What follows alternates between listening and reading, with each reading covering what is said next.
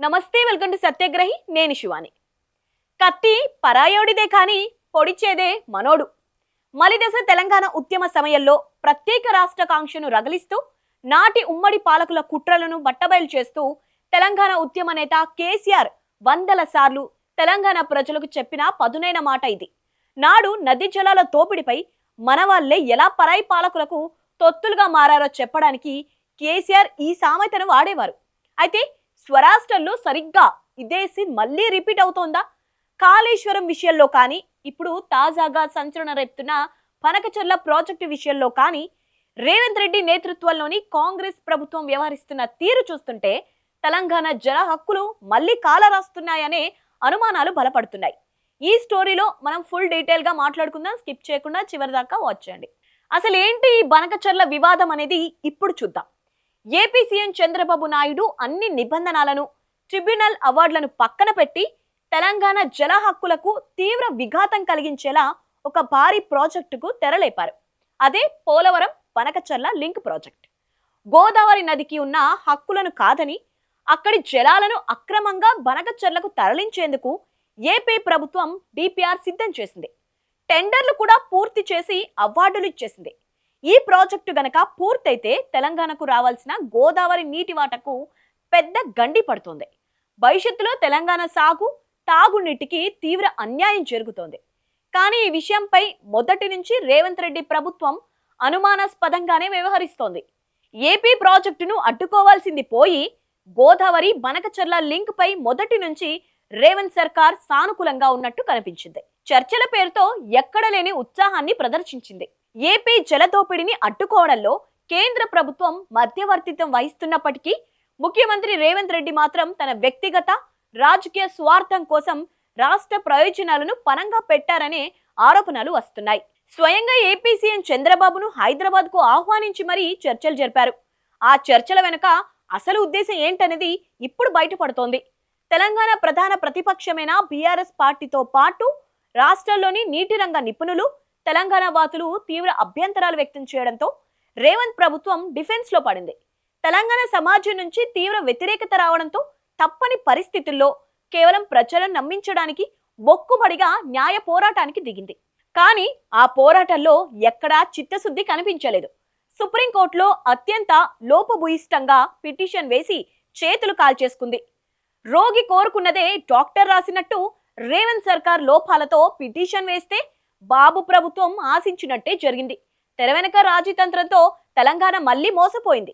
Banakacherla project Godavari నీటి వినియోగంపై తెలంగాణ సర్కార్ దాఖలు చేసిన సివిల్ సూట్ ను supreme court justice Vikramnath, justice Sandeep మోహత్లతో కూడిన ద్విసభ్య ధర్మాసనం విచారించింది.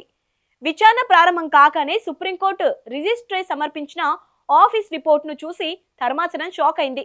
తెలంగాణ వేసిన పిటిషన్లో అనేక లోపాలున్నాయని, కేసులోని ప్రతివాదులకు నోటీసులు అందజేసే ప్రక్రియ కూడా ఇంకా పూర్తి కాలేదని, ఇలాంటి లోపభూయిష్టమైన కేసును తాము విచారించలేమని సుప్రీంకోర్టు తేల్చి చెప్పింది.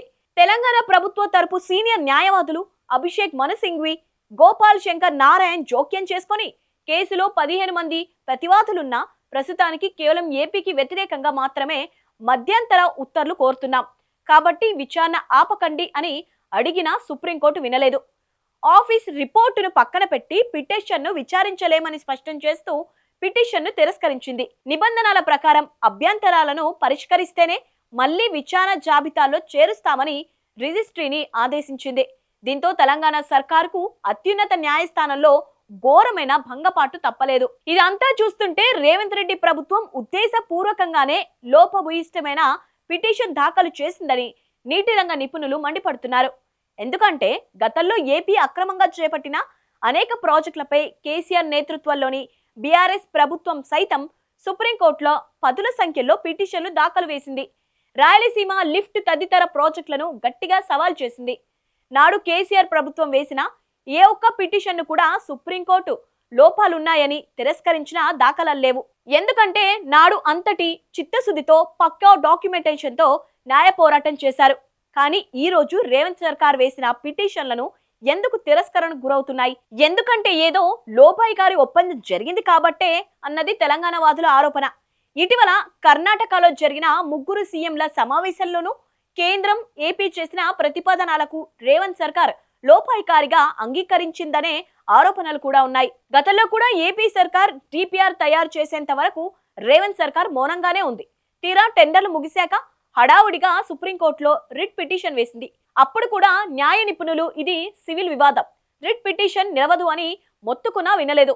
నాడు సుప్రీంకోర్టు కూడా జల వివాదాల పరిష్కారానికి కమిటీ వేసుకున్నారు. 3 నెలల్లో ఆ కమిటీ నివేదిక ఇస్తుందని మీరే చెప్తున్నారు. మరి అప్పటి వరకు ఆగకుండా కోర్టుకు ఎందుకు వచ్చారంటూ రేవంత్ సర్కార్ను దులిపేసింది. ఏపీ ప్రాజెక్టుపై స్టే ఇవ్వడానికి నిరాకరించింది. దాంతో నాడు పిటిషన్ వెనక్కి తీసుకొని ఇప్పుడు మళ్లీ లోపాలతో కూడిన సివిల్ సూట్ వేసి రాష్ట్ర పరువును, జల హక్కులను సుప్రీంకోర్టులో పనంగా పెట్టింది కాంగ్రెస్ ప్రభుత్వం. కోర్టులో కేసు వేసినట్టు నటించడం, అక్కడ ఉద్దేశపూర్వకంగా తప్పులు చేసి కేసు ఓడిపోవడం లేదా వాయిదా పడేలా చేయడం, తెర వెనక మాత్రం ఏపీ ప్రయోజనాలకు సహకరించడం. ఇదేనా రేవంత్ రెడ్డి మార్కు పాలన అని ప్రశ్నిస్తున్నారు తెలంగాణ ప్రజలు. నాడు ఉద్యమ సమయంలో కేసీఆర్ అన్నట్టు కత్తి పరాయుడిదే అయినా పొడిచేది మాత్రం మన పాలకులేనా?